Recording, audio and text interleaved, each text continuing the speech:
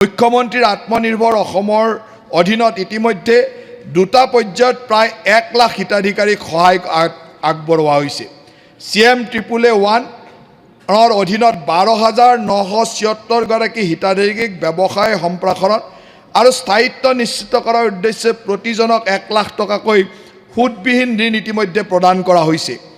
বাকী থকা যোগ্য হিতাধিকাৰীসকলক চলিত বৰ্ষত পুনৰ মূল্যায়ন কৰা হ'ব আৰু তেওঁলোককো এই সুদবিহীন ঋণ প্ৰদান কৰা হ'ব। CM211 অধীনত 75,000 গৰাকী হিতাধিকাৰীক প্ৰতিগৰাকীকে 75,000 টকাৰ প্ৰথম কিস্তি লাভ কৰিছে।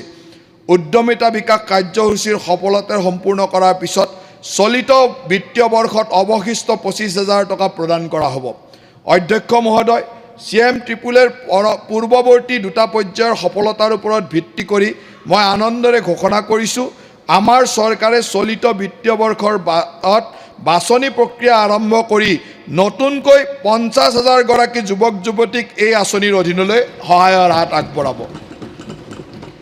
এই কাৰ্যসূচীৰ অধীনত বহু উদ্যোগীয়ে প্ৰধানমন্ত্ৰীৰ নিয়োগ সৃষ্টি কাৰ্যসূচী PMFME আৰু প্ৰধানমন্ত্ৰীৰ মুদ্ৰা যোজনাৰ জৰিয়তে প্ৰতিষ্ঠানগত ঋণ লাভ কৰাত সফল হোৱা দেখি মই আনন্দিত হৈছোঁ।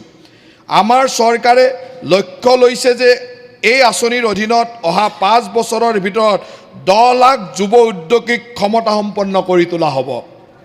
CM211 বাবে এই বছৰ মই 500 কোটি টকাৰ আবণ্টনৰ প্ৰস্তাৱ দিছোঁ।